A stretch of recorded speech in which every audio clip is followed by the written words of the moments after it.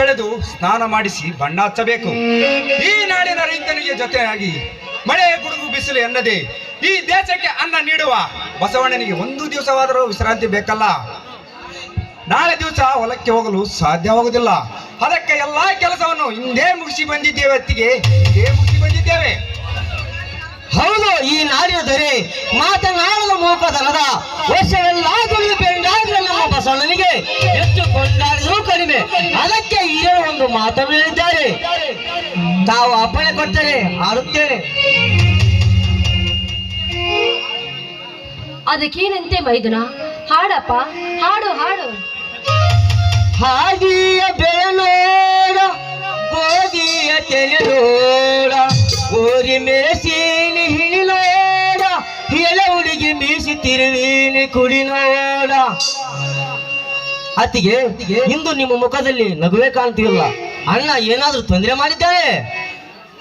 ಹೇಳತ್ತಿಗೆ, ನನ್ನ ತಾಯಿಯ ಕಣ್ಣೀರು ಹಾಕಿದವರನ್ನು ನಾನು ಸುಮ್ಮನೆ ಬಿಡಲಾರೆ.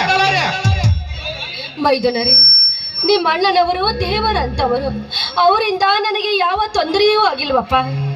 ಹತ್ತಿಗೆ, ಇಂದು ನಿಮ್ಮ ಮುಖವನ್ನು ನೋಡಿದರೆ ಯಾವುದೋ ತೊಂದರೆಯಲ್ಲಿ ಸಿಗಿ ಹಾಕಿಕೊಂಡಿರುವಂತೆ ಕಾಣುತ್ತದೆ. ಧರ್ಮ ದೇವತೆ ಅಂತಿರುವ ನಿಮಗೆ ಯಾರಿಂದ ತೊಂದರೆ ಅಂತ ಹೇಳಮ್ಮ. ಈಗ ಯಾವ ರುಂಡವನ್ನು ಕಡಿದು ನಿನ್ನ ಪಾದದಡಿ ಹಾಕುತ್ತೇನೆ.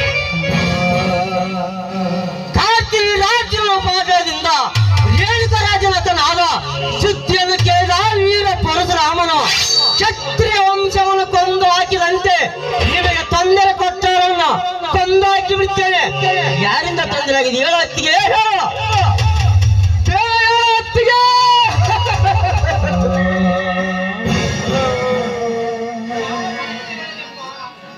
ಯಾವ ಬಾಯಿಂದ ಹೇಳಲಪ್ಪ ಅಲ್ಲಿ ನಡೆದ ಘಟನೆಯನ್ನು?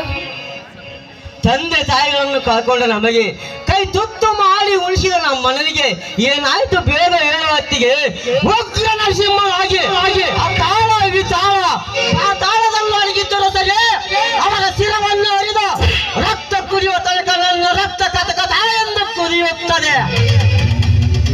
ಶ್ರೀರಾಮ ಲಕ್ಷ್ಮಣರಂತಿರುವ ಈ ಸಹೋದರರು ಎಂದಿಗೂ ಕಣ್ಣೀರು ಹಾಕಿದವರಲ್ಲ.